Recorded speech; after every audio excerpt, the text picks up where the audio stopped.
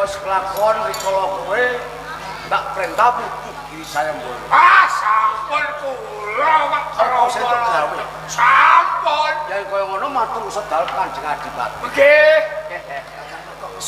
Lari. Nika. Kula menika Lurah Kemiri, Pegede Kemiri. Nggih. Awet mboten nate panggih. Nggih. Kemahan lah. Nggih. Mboten napa-napa Kanjenge. Pripun? Kakang Kramawanda nikah wonten ing Pendhapa Kabupaten Pati. Nggih. Wonten dalananipun menapa? Kula menika rak nuwuni dawuhipun Kiraka Patih. Nalika semanten panjenengan turene sayembara. Sapa sing iso gulung gendera serang? Ganjarane masak lepek niku nggih napa mboten? Napa Kakang Kramawanda saged gulung gendera? Lah niki buktine gendera padha panunggaling serang.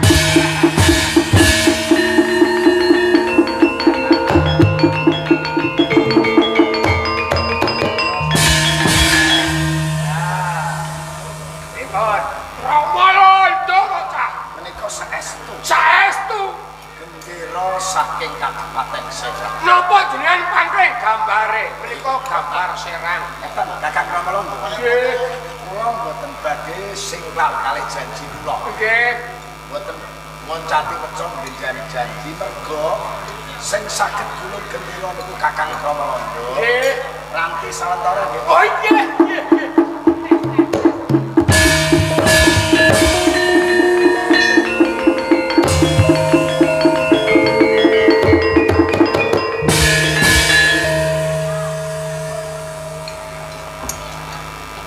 Kakang Kramawanda Kula di sampan nate ngetos dijupipun emas sing gedene sak lepek. dereng. Niku. Semu-semu putih Mas. Sing pas kuwi sing pancen sing berbarang lho iki. Oh, mati. Ya. Jeneng Mas kula kuwi ngene iki. Oh, nggih, nggih, nggih. Iki 24 karat. Oh, nggih, asli nggih. Asli. Nggih, nggih, nggih. Kira-kira nek ganjaran iki tak menehno karo Nggih. kowe. Iki arep wong kunyah. Ajeng lho saged. Arep padha. Nggih. Ora apa-apa padha. Nggih. Dadi wis dadi hak. Aku melu seneng. Nggih, nggih. Kakang Kramawanda. Iya, iya, iya. Nah, ini kok ora dikekekno. Barang nyuwun pamit.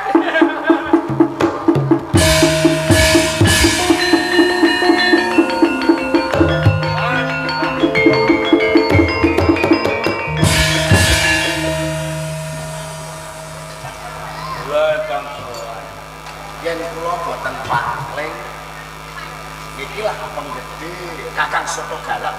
Nggih, saking Siman. Nuwun sewu.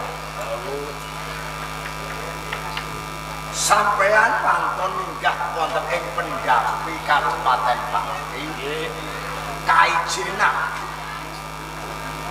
Karepe sampeyan niku napa? Kula niku mun nekat. Dene kok kula niki lepat. Sampeyan gorok.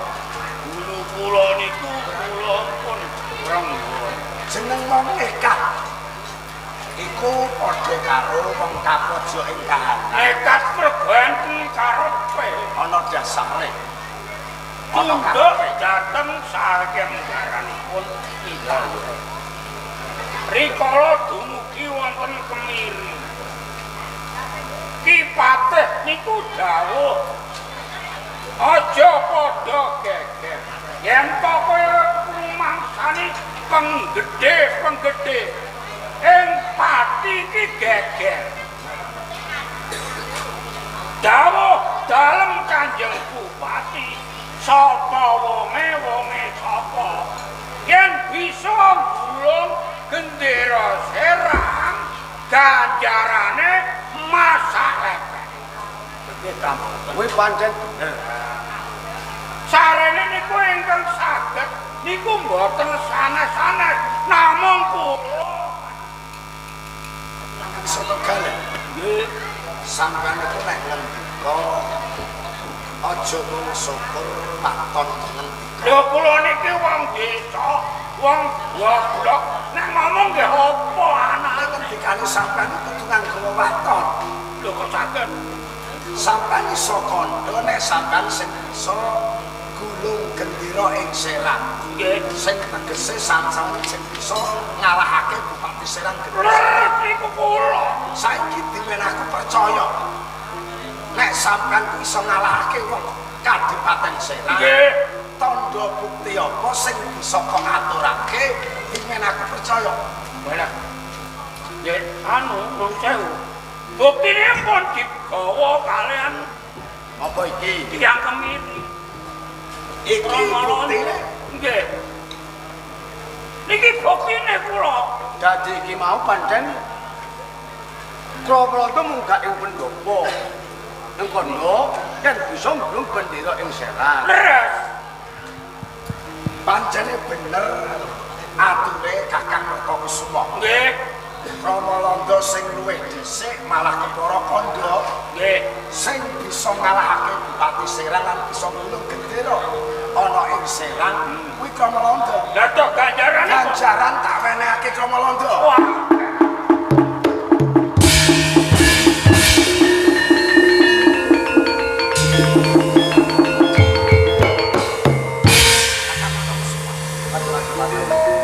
Iki krimian iso dadi kejukan. Perkara cilik iso dadi gedhe. Coba.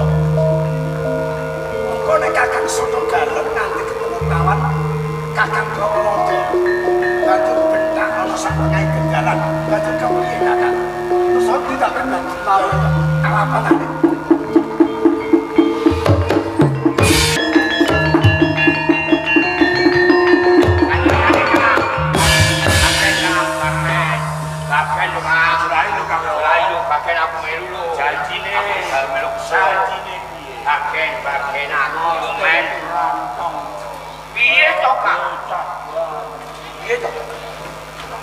ngerong kencang barong kan peti Piye Kang kudu kalem bener piye ngomong ngomong jebul Romalanda matur kanjenge nek sing bisa ngulung gendera Serang iku Romalanda lah juara mula aku rak kondo lek Kang lah iya to lah ora bedeni iya dawuh dalam kanjenge Bupati Pati masak lepek diparengke karo Romalanda ganjarane tiba Romalanda awakane uman apa awak dhewe iki ya ora mateni wong ini berani pekok kencang barang lan tipe kerti Kakang foto aku galem nek akal kalah nek jeblokan jak aku ora kalah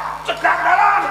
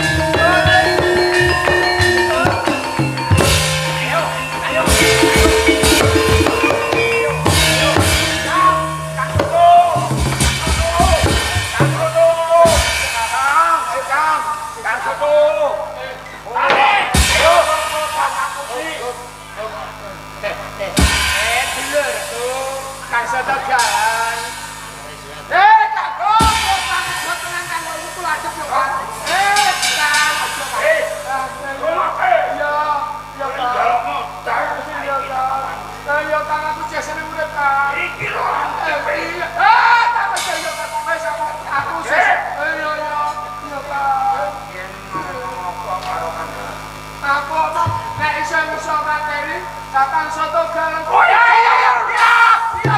Aku tak omong apa anane ya, Kang. Aku aja apa-apane gak. Ya gak ya, Kang. Iya. Iya. Sing ngomong aku omong nek iya ora. Iki ana wali lihat kena-kena jaga biaya. Iya, Kang. Iya. ayo jangan bagaimana sing aku omong nek iso mateni aku kan. Iya. Iso makan kowe. Ayo. Aku wis omong opalane ngene jembokane. Terus salah kekno. Ayo ganjarane wehno. Aku terus salah. Ben nyepur sekarang. Ijo tokan Mas Kang. Aduh. Maju tenan. Ya ngene wong iki. Arene salah ajar.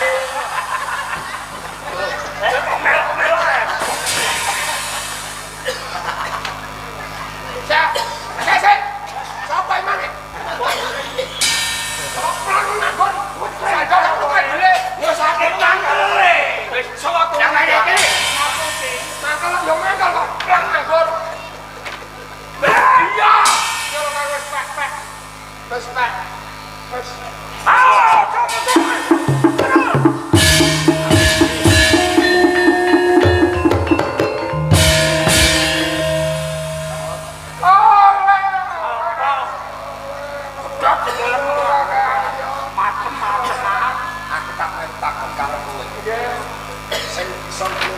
Serang sok. Kula.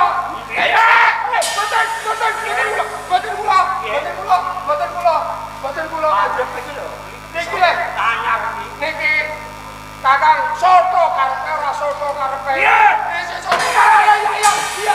Soto galeng. Ota idoni lapan kuasa iso gulung gendera Kakang soto galeng. Ning yo kene semuka aku. Nek sing iso ngalahake wong-wong Serang kok kowe. Sing nampa ganjaran kok kowe. Mati asli kan iki.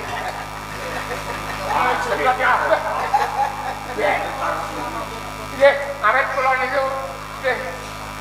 Pancen kula kepengin sugih piyambak. Iya, Kang. Iya, bejo tenan iki Aja kaya ngono. Nek iso yo iso, nek ora yo ora. Ora ketan piye pino kok dadi panutan. Ya ta ora. Ya ta ora. Bukan gulung gede salah. Ora. Kowe wis rumangsani salah. Nggih, kula salah nggih. Monggo luprahe wong salah. Iki kudu nampa pidana Nggih, utawa nampa hukuman. nek kula pun dihukum. Kula niki nek dihukum terus awak kula purun. Kowe ora tampo. Nggih. Ora tampo duwen. Nek kanggo nebus dosa kalumputanmu, siji salate. Sarate napa? Gandeng lakon wis rampung. Kowe tak kanggo njaluk pamit karo bapak panitia nek ana kekurangane masalah pembawaan ayo. Wakil rombongan ketua aku. Pangapura. Nuwun sewu. Ya ora. Aku kok bahanane terus merempul kabeh sira. Nuwun sewu para tresna Kang Putri. Makaten kala wau cariyos pamundhutanipun para kadang-kadang kula panitia mundhut satunggaling cariyos soto bareng utawi krama lonjo mantu. Sarane sampun wonten paripurane cariyos kula minangka wakil Prikanca Saputra Agung Budaya namung ndherekaken sugeng kundur lan kula Saputra keparang nyuwun pamit sawetawis sugeng kepanjang ing mangke dalu. Akhirul kalam wassalamualaikum warahmatullahi wabarakatuh.